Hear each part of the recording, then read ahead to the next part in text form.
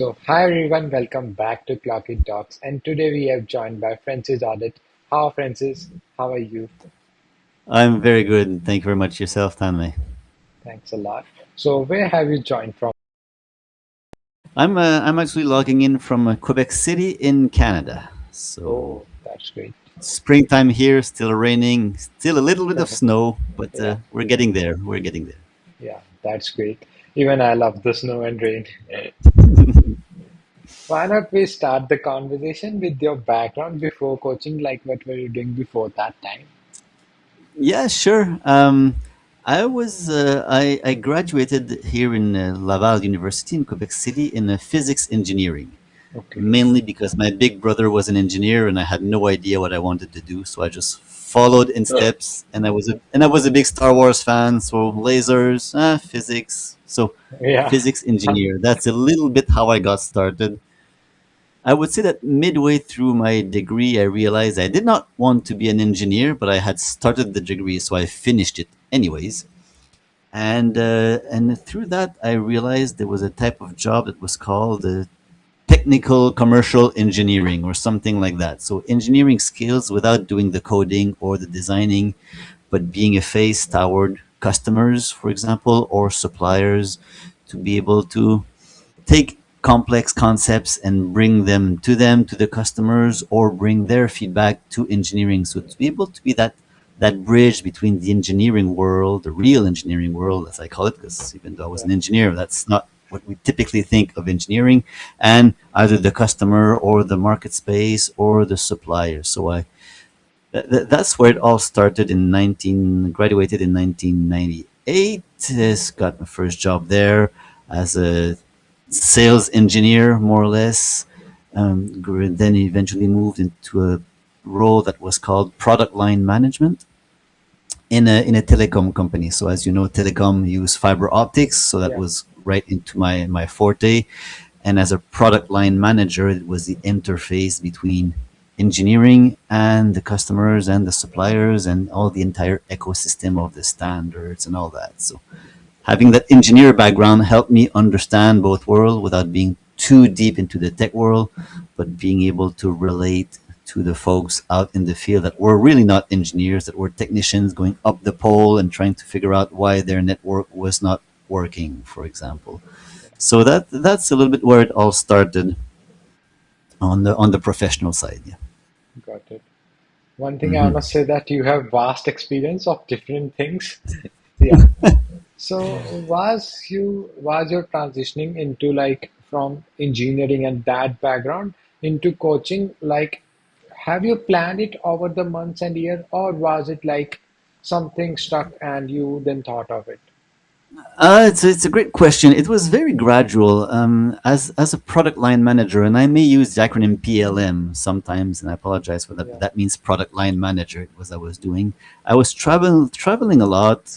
My wife was pregnant once and then twice, two very beautiful kids early in my career, and I was very often traveling, and she was here alone with the kids doing. And at some point, I realized that. Traveling is great. It can show everybody the world map. I've been to all these places, but traveling 15, 20 weeks a year is tiring after a while, Yeah. especially with kids. And that being said, I loved my job and I was looking for a way to still do the job, be as efficient as possible while traveling less. And I was fortunate enough, and I'm taking a detour to answer your question, but I'll get to your question. Yeah. I was fortunate to find or to have a mentor or an external to the company work with me, and he introduced me to a book and a theory that you may have heard of, which is called The Art of War by Sun Tzu, Yeah, I've heard about a, it. a classical military book, very short, 13 chapters, like a few tense pages. And working with him for a while, we tried to see how we can integrate the art of war philosophy of always, and just for your viewers, the art of war is a military book that teaches us how to always win with the less possible cost or loss or time, or so to be super efficient, not to waste energy, not to waste resources, not to waste men or army or the empire's fortune or whatever you want to call it. So trying to apply that to my job. How could I do better, more efficient, with less energy, less travel, less time, and better outcome? So that's a little bit how I got into this efficiency thing. And after a few years, I was getting humbly pretty good at it. My numbers kept going better, and I was traveling less and less. And that's how I got a little bit into coaching. People around me, colleagues or my employees, were starting to ask me, Frank, Francis, they call me Frank often, what's your secret? How are you still achieving as much while we don't see you working as hard as us? We don't see you doing 60-hour week. We Yeah. have we know you're doing something, but we don't really Yeah. understand what it is and how what's your secret sauce or your magic, or it wasn't magic at all, obviously. So that didn't get me into coaching. That got me into mentoring. If I'm not And wrong, I'm really sorry to interrupt, but yeah, no, your the War of Art or the Art of War. I'm really sorry. the What was war. it? Yeah, the art of war. The art of Art of war. Yes. War. That was the one thing that changed your trajectory, as much I can Yes. understand. So Yes. I'm curious about The it. Tell book, me but the more about guy, it. Yeah. yeah, it's the book, but the guy also who just hammered me as a mentor for 2 years asked me, Frank, you're not following the art of war. This is so. So, in a nutshell, I see a nice plant in your background. Okay, imagine in 20 years this plant is a tree and it's huge. It's going to be very hard to move around. It's much easier to move it now. So that's a little bit the idea behind the art of war, is to do things when they're small so that naturally they will evolve into something big, but you do them while they're easy. Instead of transplanting a tree when it's big, you transplant a seed. Instead of fighting against corporate or engineering or the customer or technology, you seed it in advance and things evolve naturally in the direction that you want because you've seeded it. An image that I really like that may help your readers. Uh, you're certainly familiar with the fish, the salmon. Yeah. A salmon goes upriver. He fights all the way. He fights, he fights, he fights, he fights. He gets tired and he dies eventually because he's working against the flow. Many people in the corporate world, in my job anyways, did that. They want to push a product, push a technology, convince the management to invest, uh, try to beat the competition, convince the salesmen, convince the reps, always fighting. And the Yeah. salmon eventually gets tired. So the art of war shifts that the other way around. Be the leaf on the river, and the leaf will follow the river without any effort. Yeah. So that's a little bit the philosophy that I tried to bring to the corporate place and to my job, as to why go against the current? Where is that current leading me, and how can I ride the wave? Let's put it like that. How can I surf whatever potential of the situation that is there? So, and that's all more or less what the art of war teaches us in the context of warfare, of course. But the idea is to apply it into everyday life. So that's what brought me into Great. mentoring. Yeah. Yeah. Got it. And you explained it really well. If I go back to the Garden of Memory Lane, I can remember that I have heard that the book name maybe in Reel someone was recommending it, and now I am like so curious and excited to read it full.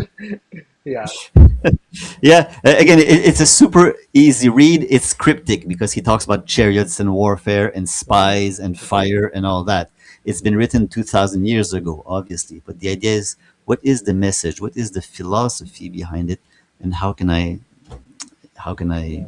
Apply yeah, it to the real life. bring that, apply that. I actually have, and sorry if I do a little bit of self promotion, but a Udemy class that discusses how to apply the art of war to management, for example. So it's Okay. on Udemy if you Go want to ahead, check you that out. have the place. You can tell deeply Yeah, about the your Udemy courses and even your books too. yeah, yeah. So that, to answer your question, got me into mentoring. I was still having my job, but I became.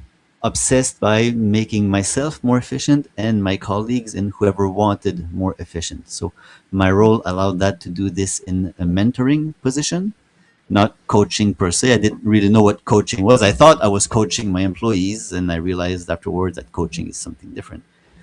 And that eventually got me into, well, if I'm mentoring, it's good. Can I have some extra tools, some extra tips, some ways to ask powerful questions, some Yeah. and that's how I eventually got into coaching. So I did my coaching, my professional coaching certificate, piggybacking that to really try to help the management level of my enterprises, my business, my companies, my colleagues, but eventually just to offer my services at large for the people that were in management role to make them more efficient managers using what I had learned and realized in my own 15 plus year journey. Okay. In your services, like as a coaching, what's your main approach? And one more question with it. Do you work with individuals or with groups or organizations as well? Yeah, great questions. My approach has shifted throughout the years. When I started coaching, as I told you, I was very much inclined to coach managers because that's where I came from. That was my 20 years of professional experience. That's where I was. And had seen so many managers having the title, but yeah, being the salmon. Let's put it like that. We have the reference and we know what it means. Um, After a few years of doing that, I realized that um, it had a great impact, but it had an impact on the professional life. And I wanted to touch people more on their personal life than on the Okay. professional life. And I also realized that coaching is coaching, whether you're a CEO or a janitor, a self employed or a retiree, it's a human being that has challenges as to be able to not be able to say no or saying no too often or being stressed, not being able to let go, whatever. So I shifted my practice from corporate professional coaching to everyday people that just wanted to improve their lives. And as such, well, I do it on one. I don't do it on group. There is some group coaching, but since I'm out of the corporate world and I coach individuals for their life coaching, for example, for their own personal journey, I find it hard to have similar path for two different individuals that have different backgrounds and different destinations. So I do individual coaching, mainly on, again, a non paid by the company, but people that are themselves on a desire or on a path of self improvement. And I have multiple approach because I've had the chance or privilege or the time or the wisdom or the obligation, take the verb that you want, to follow several different coaching classes or ways. So I've done it with a class that's called Integral Coaching Canada that uses a lot of metaphors and what we call the equal quadrants and lines to really define a person. I've done classes with what is called positive intelligence.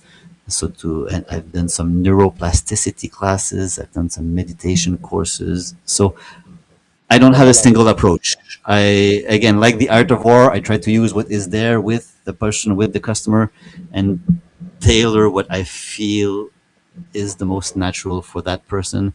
And from one session to the other, I can very easily shift the tool that I use just because I'm seeing that there's a roadblock or there's an opportunity to use a different approach. So I'm a multi pronged coach, let's put it like that, Yeah, but got it. one on ones. I don't know if that makes sense, if it was Yeah, somewhat yeah, clear or that not. makes sense. It's clear.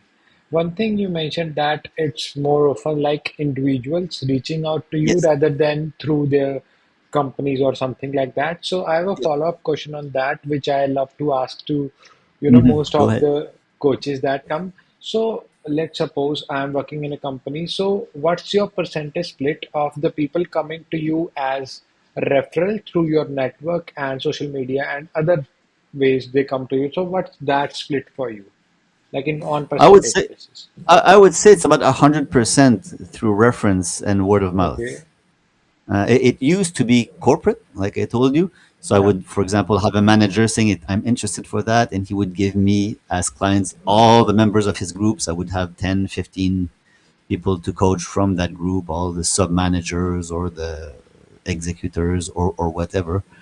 Um, so there was more volume there, but I shifted away from that again, mainly because coaching people that come to tell me, says, Francis, my boss wants me to develop this. Help me.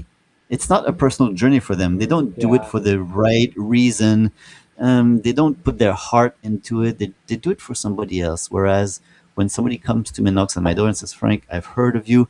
I'm really stressed out because I'm doing that, or I have some difficulty with going to sleep at night. My head spins, then it's personal. The yeah, why they do it, the why they do it is much stronger.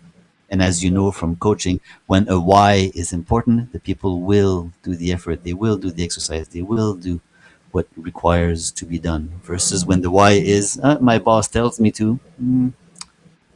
Personally, I found so it shifted from 100% corpo to 100% referral, word of mouth, Yeah, social. got it. And I really like that why is more important than how, when, where. So why, finding your why Exactly. is really important. Yeah, I appreciate Yeah, it yeah, you yeah. saying that.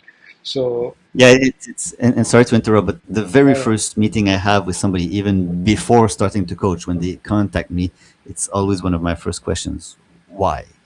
Just to make sure that they understand why. And we dig that, and it can take an hour to find the really good why. But if they don't have a good why, they won't be my coachee. I won't work with them because I know yeah. it's not going to be relevant. Yeah. Got it. And I think that's a great question. And I think from now, when I invite someone, as soon as the podcast starts, I must ask them why you joined, why you came. Yeah, But or just why you coach. What brought yeah, you into coaching?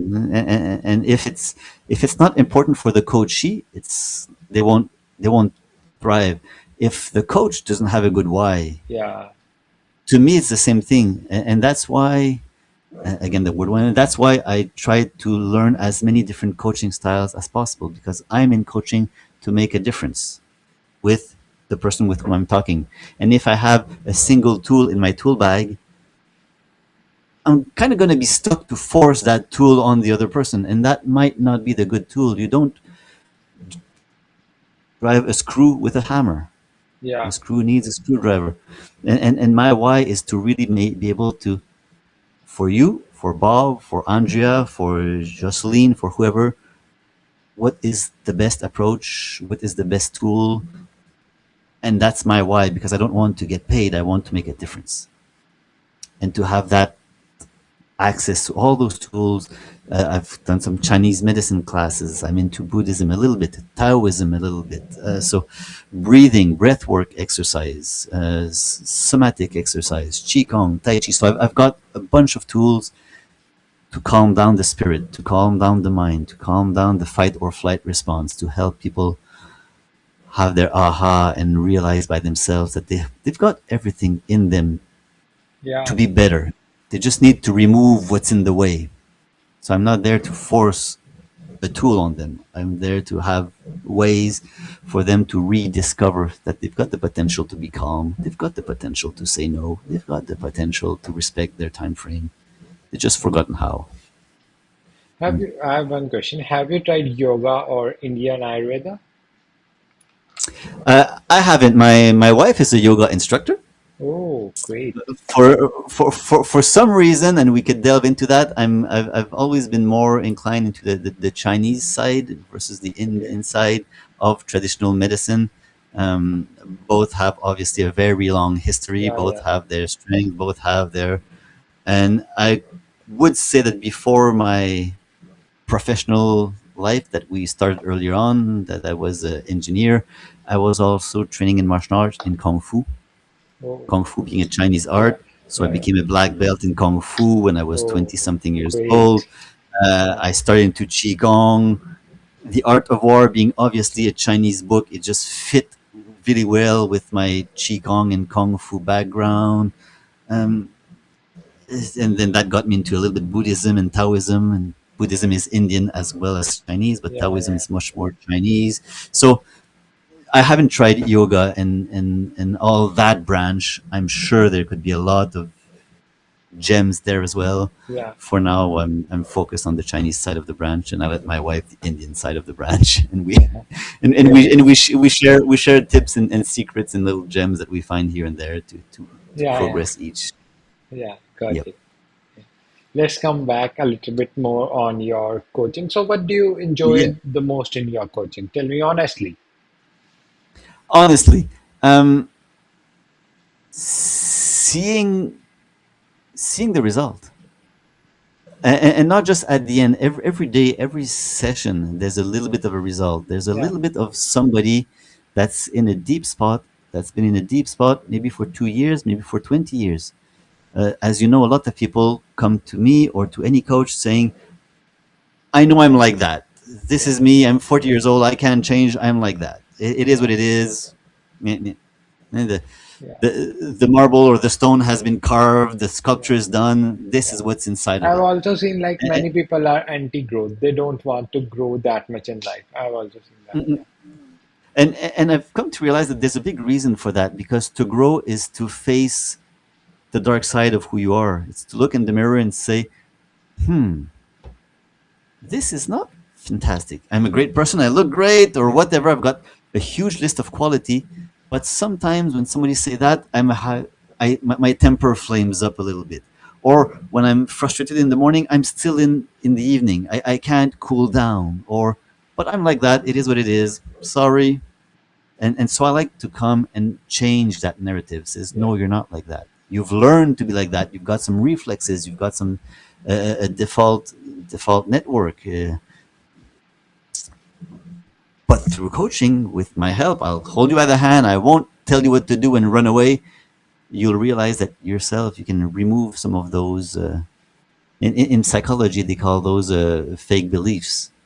Yeah. I believe that this is like that, therefore. So a big part of what I've loved doing is to not shatter, but slowly thin those false beliefs so that the person can say, oh, I thought I was like that, but no, maybe not that much. And the week after, maybe not at all. And 3 weeks after, oh, darn, I'm back in my whole habits. Okay, but you've managed once. Let's do it again and again. And the more you do it, it becomes your new your new reflex. Yeah. Yeah. So that's what I really like. It's not binary transition. It's not today you're like that and tomorrow you're like that. But today you're like that and you like that and you like that and you like that and you like that and eventually you don't even realize it and you're like Yeah. that. An example I love metaphor. An example I love and I use a lot with my clients is look at your nails. And everybody watching this podcast, look at your nails. Yeah. Do you see them growing? Yeah. Do you see them growing now live? Do you see your No. No. nails? No. But chances are in a few weeks you'll need to clip them. Yeah. They'll have grown. So you don't realize it. So same thing, clients with coaching, with good coaching, they don't realize that they shift. Just like you don't realize that your nails are growing.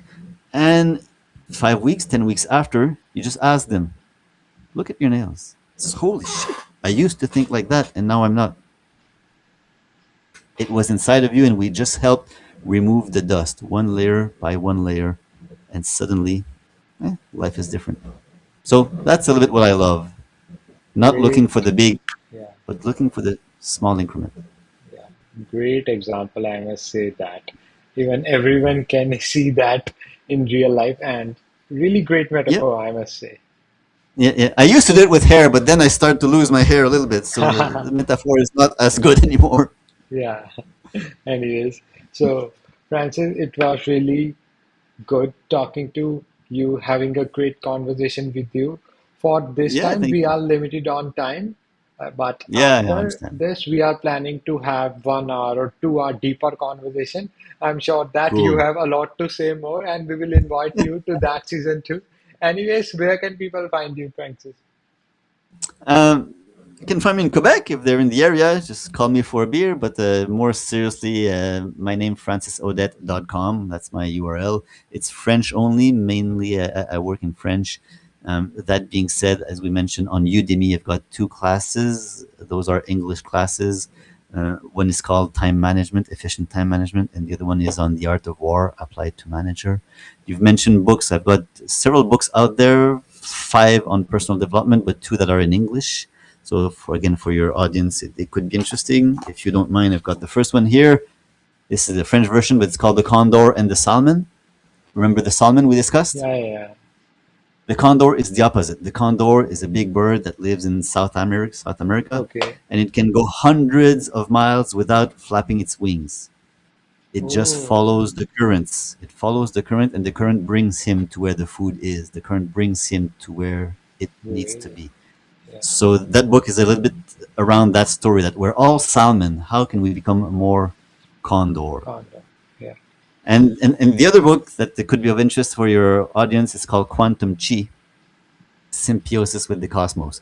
It's a little bit of a link between modern science and Chinese medicine, just to and with a bunch of exercise that are defined thousands of years ago by Chinese and certainly Indian medicine, and that are proven today by modern science as hey, they work and there's a reason. So they're breathing exercise and movement exercise and awareness exercises again for self growth. So there are two self growth books that I a lot of the tools that I use are in those books, but there's much more tools, of course. So again, if you or your audience are interested, that's another way that you can find me. Just drop me an email at coach@francisaudet.com, and I'll be happy to answer. I'll do one thing. I'll put all the links like courses, books, and your website email link in description so that it will be easy for audience too. And that said, it was really great having a conversation with you, Francis. And thanks a lot for becoming the part of this and coming to this. Thank you, and I wish you good luck with your podcast, sir. It's a pleasure to be here, and looking forward to season two. I'll be here. Yeah, yeah. Thanks a lot. Okay, cheers, Have a mate. nice day. Bye bye. Thank you. Bye.